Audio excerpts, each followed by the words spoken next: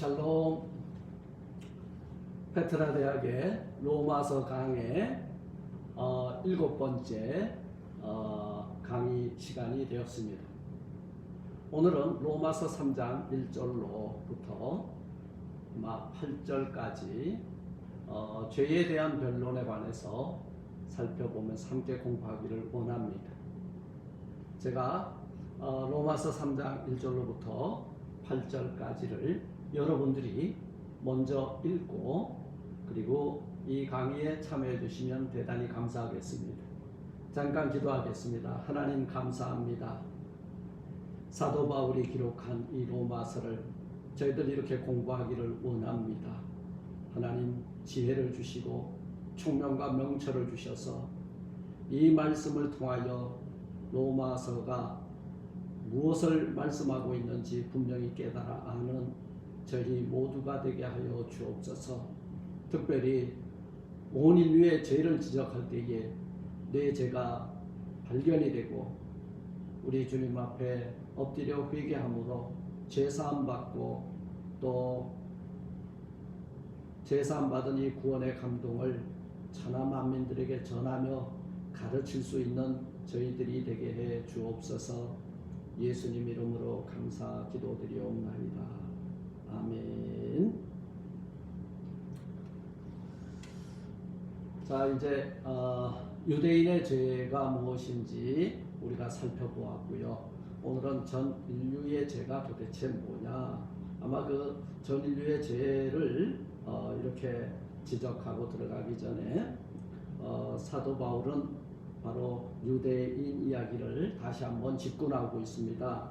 1절에 그런즉 유대인의 나음이 무엇이냐, 할례의 유익이 무엇이냐 자문하고 또 이 로마서 3장 1절을 통해서 이 유대인들에게 질문을 던지고 있습니다.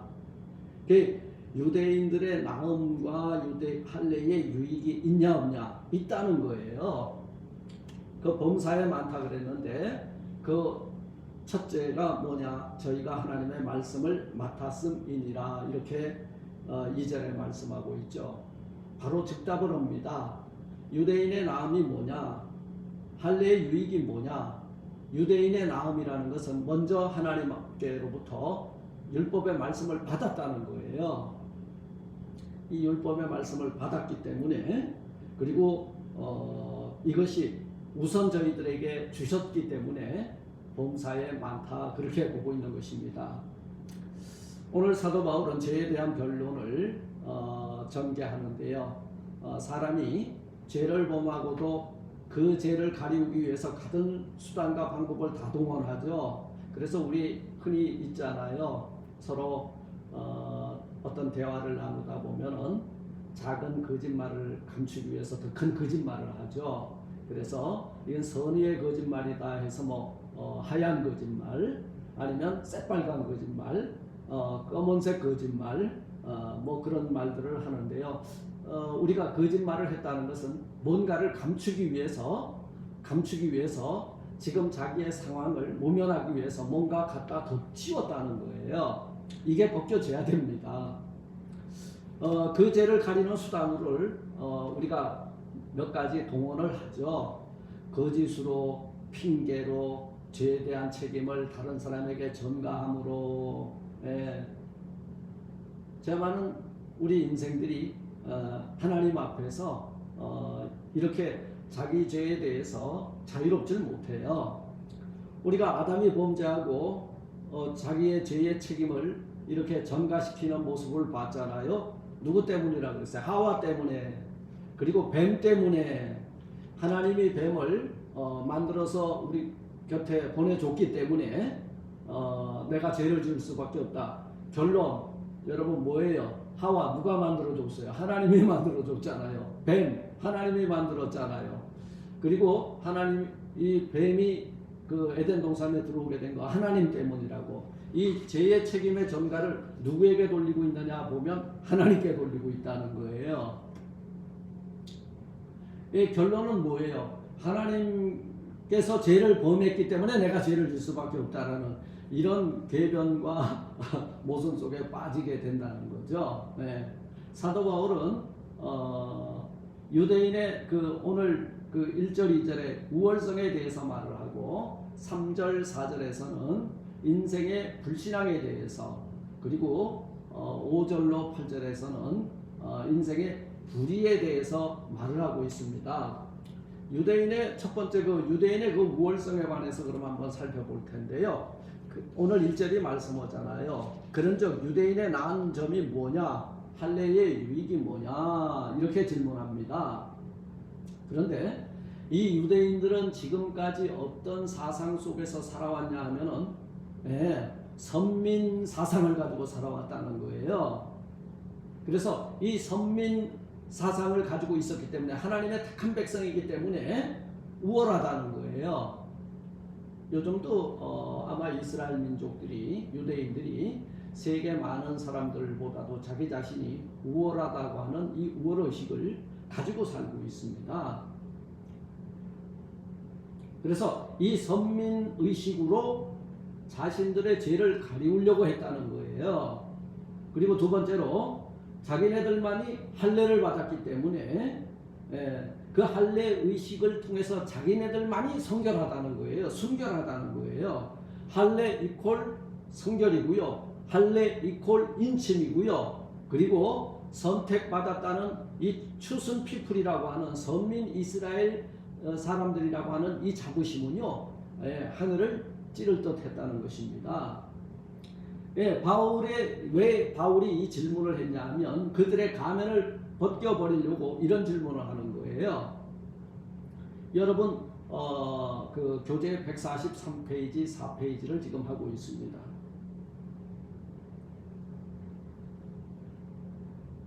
우리가 예수 믿어 그리스도인이 되었다고 우리 죄가 없습니까? 세례받았다고 해서 우리가 깨끗해졌고 선하고 의로운 사람이 되었습니까? 아니에요. 예수 믿는 것을 보고 우리의 죄를 의롭다 인정해 준 거예요. 덮어줬기 때문에 용서받았다는 거죠. 세례를 받았다고 물로 씻었다고 깨끗해지나요? 아니에요. 예수 그리스도의 피에 적심을 받아야 돼요. 그래야 그 피를 보고 죽음이 뛰어넘어간다는 거예요. 이것을 우리는 구원이라고 그러죠.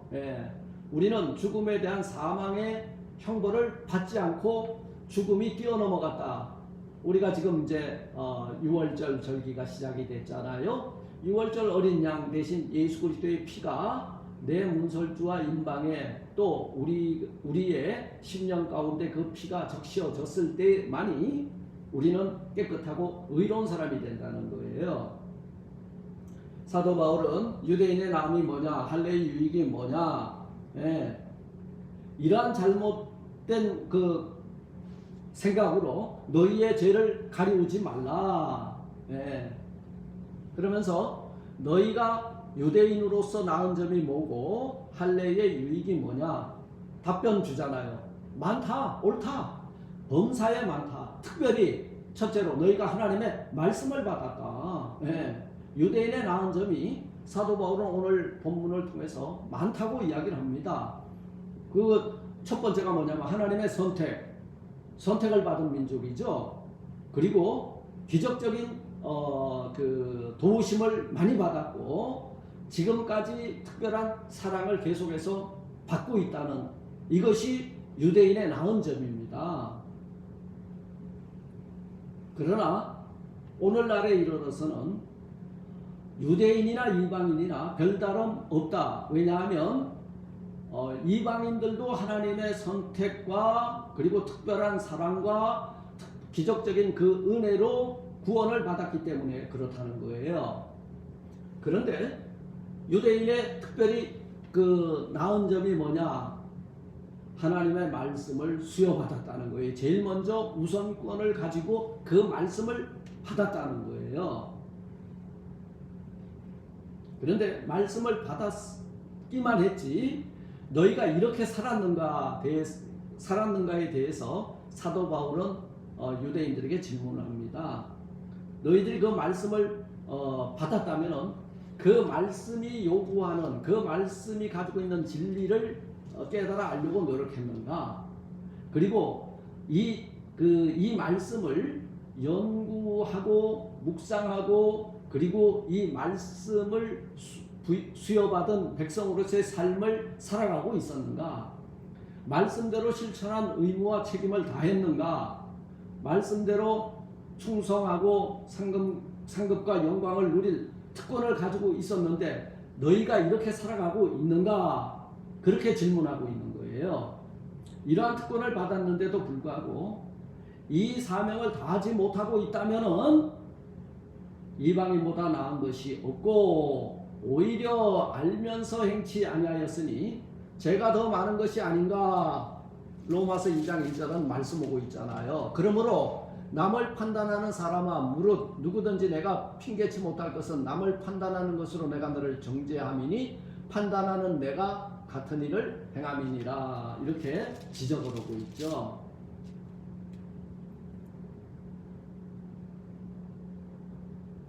유대인의 우월성이 뭐냐? 네, 나은 점이 많이 있으나 나은 점 할례 받았지. 그리고 첫째 이 말씀을 수여받았지. 그리고 또 셋째 하나님의 백성으로 선택을 받았지. 그러나 그것 가지고 너희들의 죄는 면책을 얻지 못할 것이다. 그것을 알게 하기 위해서 오늘 이 본장에서 강조를 해주고 있는 것입니다. 그리고 이제 3절 4절에서 인생의 불신앙에 대해서 지적을 하고 있습니다. 인생의 불신앙.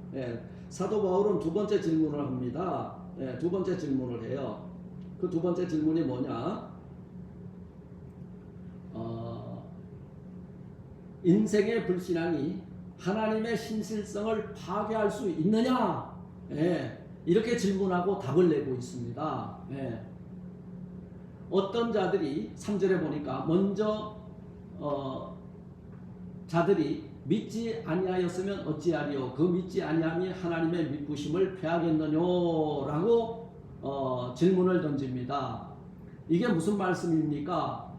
여기 바울의 그 증거를 듣는 유대인들 중에서 전체 또는 일부가 하나님의 부르심과 선택에 성실하지 못할 수도 있고 또 이 선택을 받았고 말씀을 받았는데도 불구하고 그 말씀을 따르지 못하고 믿지 못함으로 불신앙과 범죄함으로 하나님의 율법과 약속을 파괴할 수도 있지 않겠는가라는 질문입니다.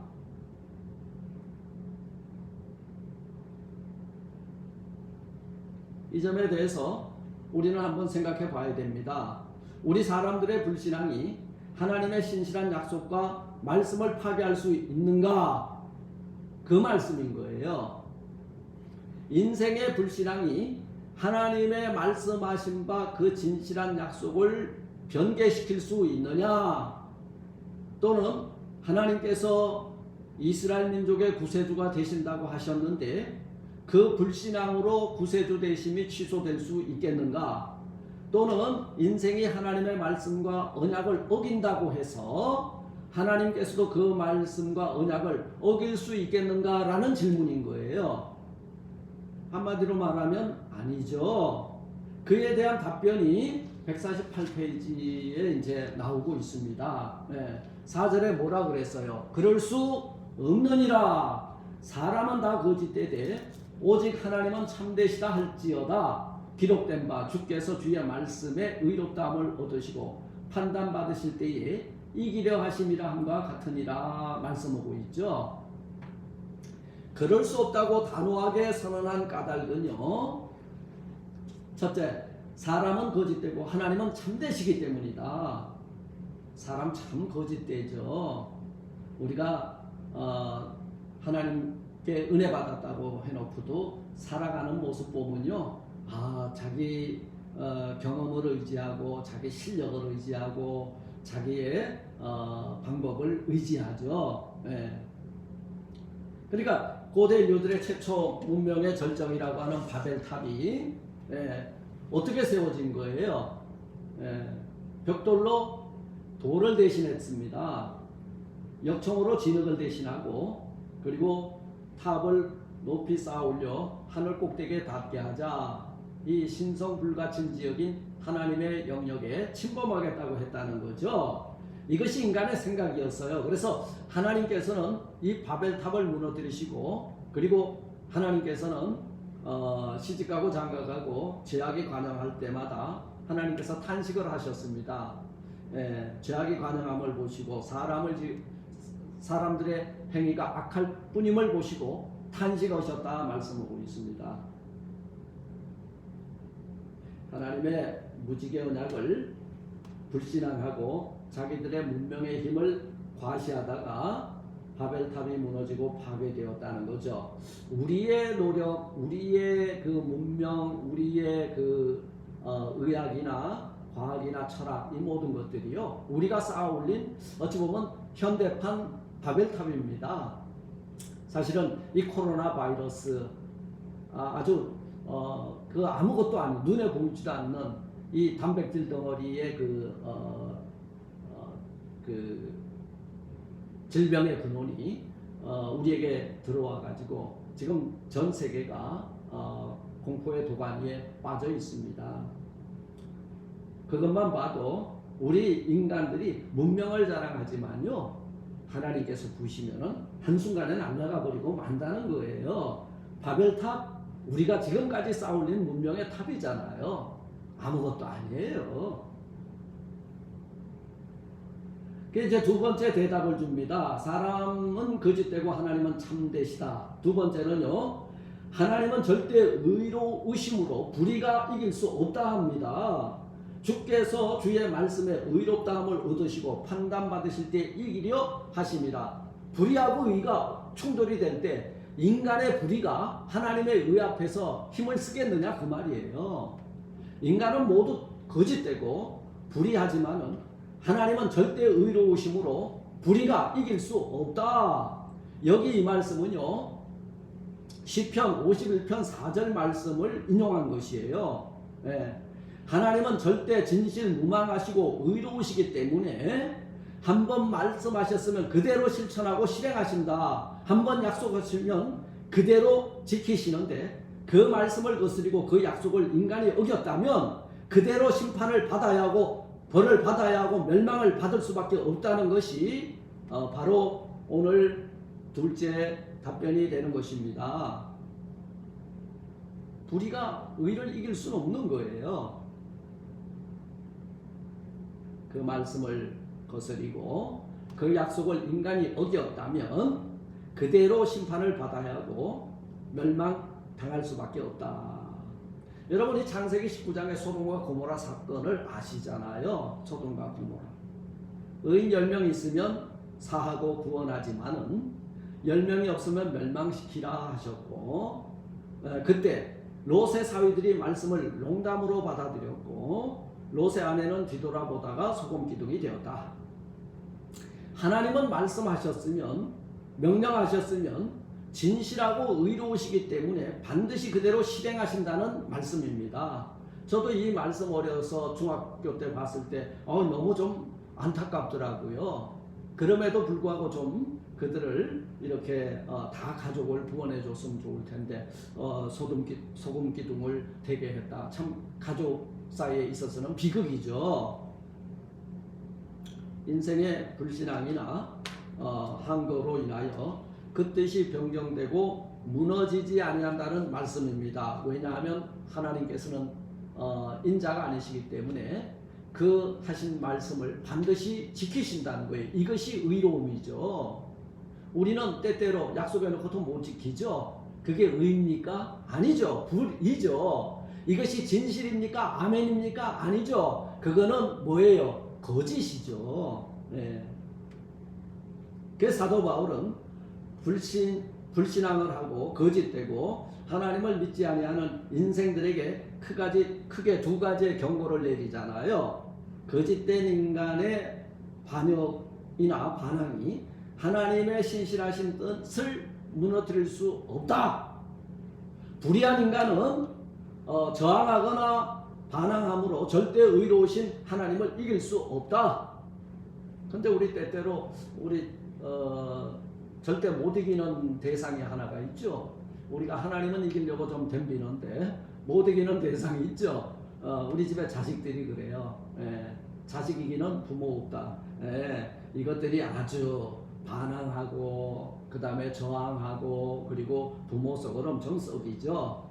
그런데 그 자식들이요 나중에 장성해서 부모가 되어 보면은 가슴을 친다 그래요.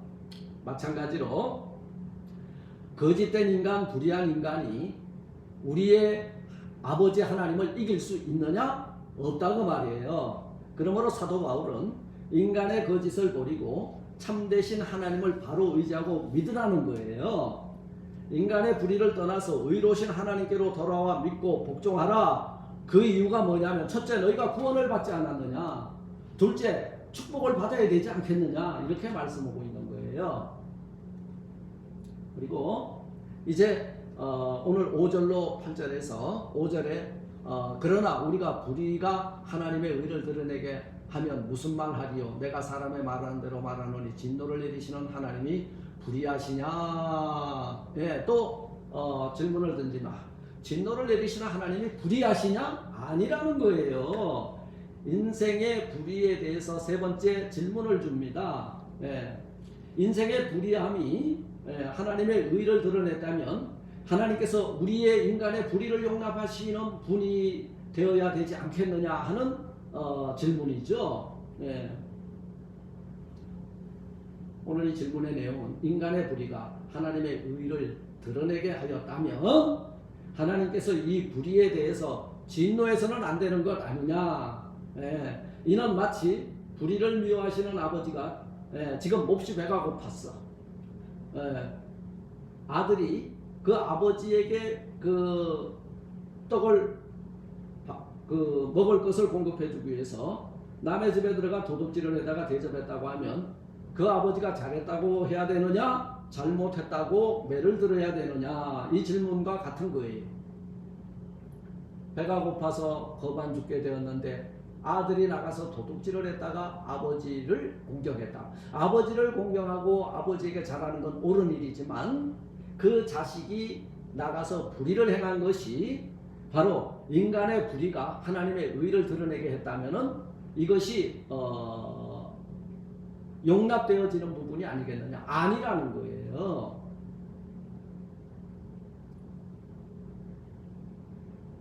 하나님께서 이 불의에 대해서 심판하시거나 형벌을 내려서는 안 된다는 질문입니다. 인간의 불의가 하나님의 의를 드러냈다면 이 불의에 대해서 진노하거나 심판하시거나 형벌을 내리실 이유가 없다는 거예요. 왜냐하면 인간의 불의가 하나님의 의를 드러냈기 때문에 아주 적반하장이죠. 만일 이 점에 대해서 진노하시고 심판하신다면 하나님이 오히려 불의하시다는 것입니다.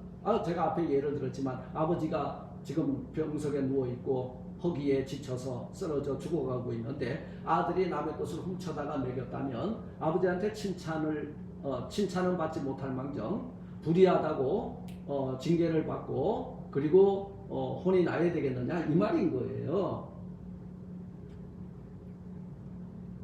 예를 들면 가룟 유다는 예수님을 팔아먹은 죄를 저질렀잖아요. 이로 인해서 하나님의 뜻이 성취되고 예수님의 구속사역이 완성되었으니 가룟 유다는 하나님의 일에 협조했고 자기의 불의를 통해서 하나님의 역사가 이루어졌기 때문에 이게 유다는 저주받으면 안 된다는 거예요. 이것은 인간이 불의를 하나님 앞에 정당화시키려는 악한 사상이죠. 또한 인간의 불의를 하나님 앞에 용납받으려고 하는 악한 생각이고요. 다음은 인간의 불의에 대해서 하나님의 심판과 형벌에 피해보려는 악한 사상이요 행동이다. 이렇게 말씀드릴 수 있습니다. 그래서 이 5절에 우리의 불의가 하나님의 의를 드러내게 하면 무슨 말 하리요? 내가 사람의 말하는 대로 말하노니 진노를 내리시는 하나님이 불의하시냐? 불의하다고 말할 수도 있겠죠. 그러나 아니라는 거예요. 하나님은 의로우신 분이기 때문에 우리의 불의를 하나님 영광 위해서 했다 그래도 그건 불의라는 거예요. 그에 대한 답변이 6절에서 8절이죠. 네. 결코 그렇지 아니하니라. 만일 그리하면 하나님께서 어찌 세상을 심판하시리요. 아니 불의를 덮어준 분이, 불의를 옳다고 인정해 준 분이 불의하고 의가 타협을 했는데 어떻게 하나님이 불의한 세상을 심판할 수 있겠느냐 그 말인 거예요. 그럴 수 없는 이유, 첫째, 인간의 불의가 하나님의 의를 드러낼 수 있다 없다? 없다. 둘째, 하나님의 의를 드러내기 위해서 인간의 불의를 더욱 조장하는 일이 되는 거로 결코 그럴 수 없다. 그렇다면 많은 사람들이 선을 이루기 위해서 악을 행하자 하지 않겠느냐 이렇게 덤벼든다는 거예요. 오늘 7절 말씀하잖아요. 그러나 나의 거짓말로 하나님의 참되심이 더 풍성하여 그의 영광이 되었으면 어찌 나도 죄인처럼 심판을 받으리요. 내가 거짓말을 해가지고 내가 불의를 저질러가지고 하나님의 영광이 드러났다면 그 참되심이 풍성하고 그 영광이 되었으면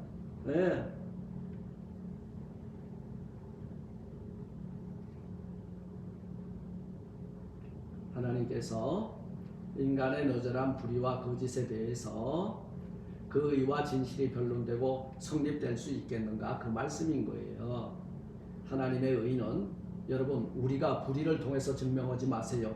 독자적이고 독창적으로 하나님은 태초로부터 불의가 없으신 분이세요. 독자적으로 성경을 통해서 우리가 하나님의 의가 예수 그리스도를 통해서 참으로 진리로 진실로 아멘으로 오셨잖아요. 그걸 통해서 성립이 되기 때문입니다. 하나님은 인간의 불의를 어디까지나 정죄하고 심판하시기 때문에 그럴 수 없다. 불의를 심판하시는 의로우신 재판장이신 그분께서 어떻게 그 불의를 진노를 우리가 하나님의 영광과 하나님의 의를 드러내기 위해서 불의를 했다고 그걸 눈감아 줄 수 있겠느냐 그 말이에요. 또는 그러면 8절에 선을 이루기 위하여 악을 행하자 하지 않겠느냐. 어떤 이들이 이렇게 비방하여 우리가 이런 말을 한다고 하니 저희가 정죄받는 것이 옳으니라 말씀하고 있습니다. 하나님은 인간의 불의를 어디까지나 정죄하고 심판하시기 때문에 절대로 그럴 수 없느니라. 하나님께서는요 불의에 대해서는 정죄하시고 심판하시니 우리가 범죄할 수 없느니라. 아멘. 오늘은 여기까지 하겠습니다. 하나님 감사합니다. 유대인에 낳은 것이 무엇이며 우리가 하나님의 의와 그의 영광을 드러내기 위해서 불의를 행할 수 있겠는가. 인생의 불의에 대해서 질문하고 그에 대한 답변을 내어놨는데 결단코 그럴 수 없느니라 하였습니다. 하나님, 로마서 3장에 사도 바울이 던진 질문 앞에 우리가 정확한 답변을 발견하고 하나님 앞에 의롭다 인정함을 받을 수 있는 자리까지 우리들 이 말씀을 먹고 말씀 안에서 자라서 하나님의 의와 거룩과 영광을 드러내는 저희들이 되게 하옵소서. 예수님 이름으로 감사 기도드리옵나이다. 아멘. 여러분 아마 부활주일 전후까지 이 코로나 바이러스의 그 확진자들이 확진될 더 많이 증가될 것 같습니다. 이런 가운데 여러분 가정에서 또 이렇게 주님이 당하신 고난을 묵상하면서 사순절 절기 우리 주님과 함께 나를 부인하고 십자가 지고 갈보리산 위에까지 함께 가십시다. 그리고 사흘 후에 사망 권세 깨뜨리고 부활하신 우리 주님 앞에 기쁨으로 찬송 올리고 영광 올리는 부활주일 준비 잘 하시는 여러분들 되시고 정말 이렇게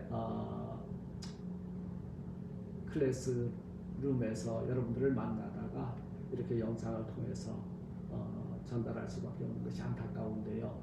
조속히 하나님의 은혜가 임하여서 이 땅의 7회 그 급속한 광선을 내려주셔서 온역이 물러가고 평안하게 다시 만나는 그날을 소망하겠습니다. 한 주간도 주 안에서 승리하시고요. 다음 강의에 만나도록 하겠습니다. 샬롬.